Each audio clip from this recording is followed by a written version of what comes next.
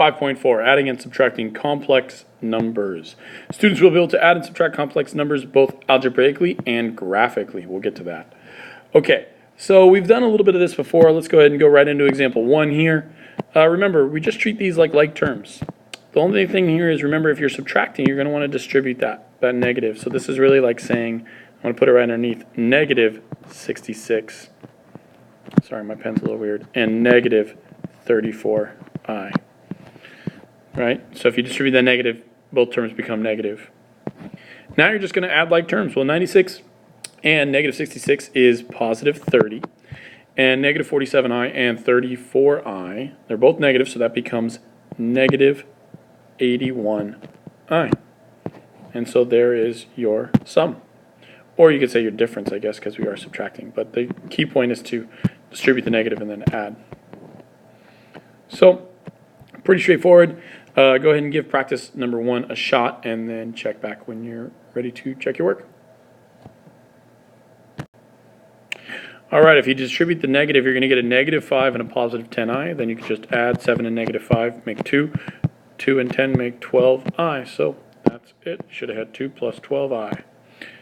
All right, let's go ahead and go to example number 2. This is a fun type of problem.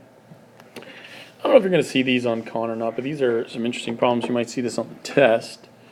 I say equate the complex numbers, because what you have going on here is you have multiple variables, and so it seems tricky because you're like, oh, you got an x and a y. How are you going to solve for this? Well, here's the deal. This is the imaginary part, and this is the imaginary part. And that makes this the real part and this the real part. So you can actually separate this out as 2 functions, the real part and the imaginary part. So let's do the 2x minus 3 equals 3 part. And let's do the y minus 4 times I equals 2i part separately. Because really we have 2 different parts, so these are really like 2 different equations. So let's solve the left. We're going to add 3. We get 2x equals 6. Divide by 2, we get x equals 3. Nice, we're done. On the right, I have an I on both sides, so I can actually just divide by I on both sides, canceling out the I. And I'd have y minus 4 equals 2. Add 4 to each side, and you'd get y equals 6. Boom.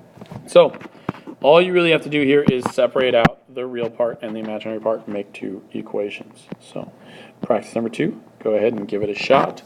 And remember to unpause the video when you're ready to check your work.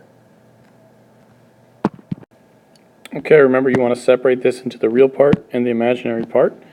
And so you got 4x plus 5 equals 13, and y minus 8 times I equals negative 3i. Over here, subtract 5, you get 4x equals 8. Divide by 4, you get x equals 2. Over here, divide both sides by I, you get y minus 8 equals negative 3. Add 8 to both sides, you get y equals positive 5. And there you go. There you have it. You solved x and y for this equation. Okay. For this part, it says find the coordinates of z if z equals a plus b. So, let's take a look. Remember that z equals a plus b, but before we do anything, let's figure out what the coordinates of a are and the coordinates of b. And this is on the imaginary plane, so this should be an I, this should be a real. Over here, this is going to be an I, and this is a real. So, let's figure out what are the coordinates of A. Well, it looks like it's back 6, so this is a real part of negative 6, and it looks like it's up 3 in the imaginary plane, so this is going to be plus 3i. All right, let's do the same thing for B. It looks like it's over 4 in the real, but down 3 in the imaginary. Well, all we have to do, it says that we're just trying to find the coordinates of z, and z is a plus b, so we just have to add these together. That's it. So negative 6 and 4 make negative 2, and positive 3 and negative 3i make 0i. So really you could just say this is negative 2, but remember if it's a complex, you need that 0 part to understand where you're graphing it. That's it. So I want you to try practice number 3 on your own. Give it a shot, and then unpause the video when you're ready to check your work.